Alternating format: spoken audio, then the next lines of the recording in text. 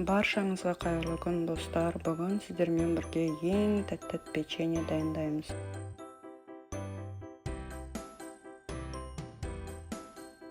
Ол үшін бізге бөлме температурасында май керек. Майымызды 2 минуттай миксерлейміз. Ыдысымыздың айналасына жағып қалған майларды түсіріп миксерлейміз. Майымызға қанттың ұнтағын қосамыз. 3-4 минуттай жақсылап араластырамыз. Ыдысымыздың айналасына жағып қалған майларды түсіріп араластыруды ұмытпаймыз.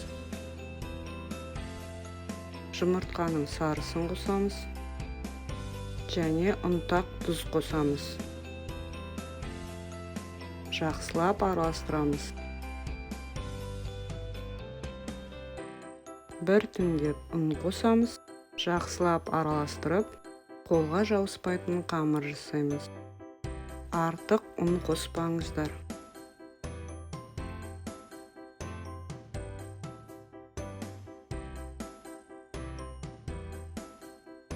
Дайын болған тестомызды 4-ке бөлеміз.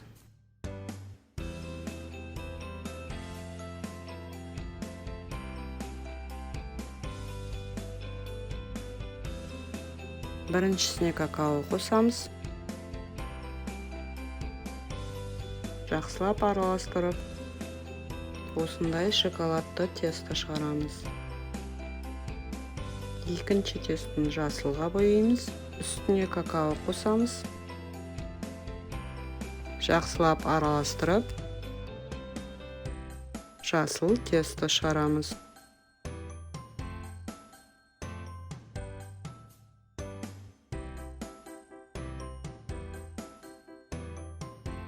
Келесісін қызылға бояймыз.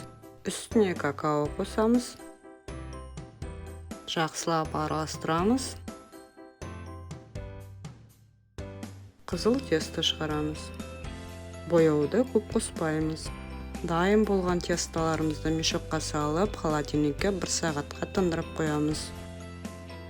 Тестомызды пергаменттің үстіне қойып, бетін пергаментпен жауып, оқтаудың көмегімен жаямыз. Тым жұқа жаймаймыз. Арнайы формочкалармен печеньеларымызды кесіп шығамыз. Айналасындағы тестоларымызды жинап алып, қайтадан жайып, кесіп шығамыз.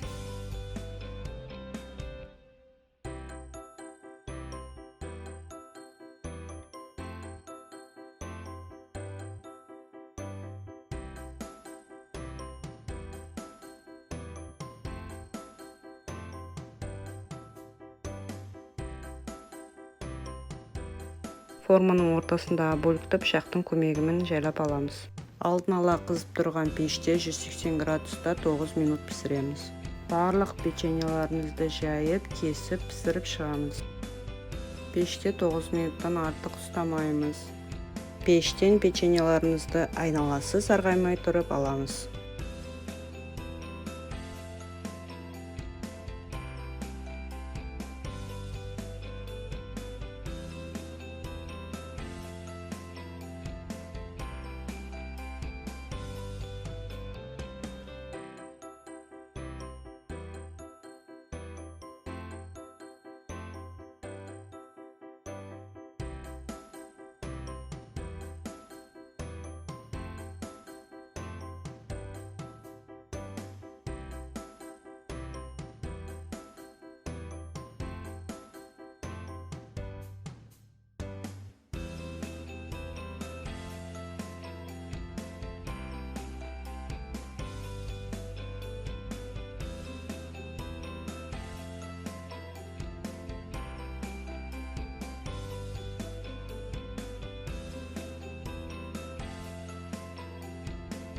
Менде осындай формадағы печеньелары пісіп шықты. Ортасына джем жағамыз.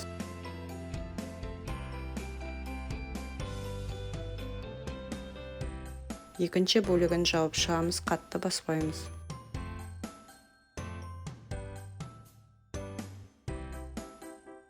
Алдын ала ертіп алған шоколадты жағып шығамыз.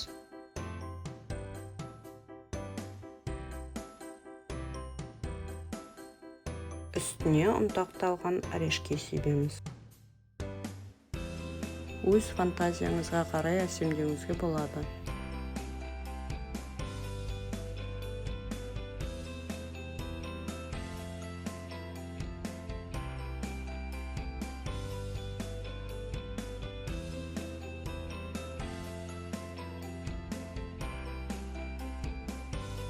Шоколадты ортасына жағып шығамыз. Екінші бөлігін жауып шығамыз.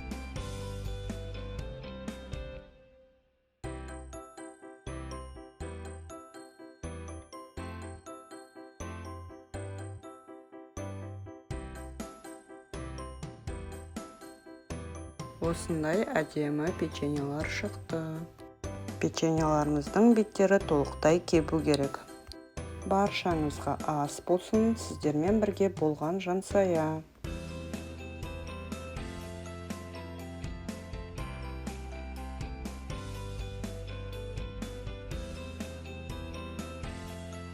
Достар, жаңа рецептерді жіберіп алмау үшін менің каналыма тіркелуді ұмытпаймын.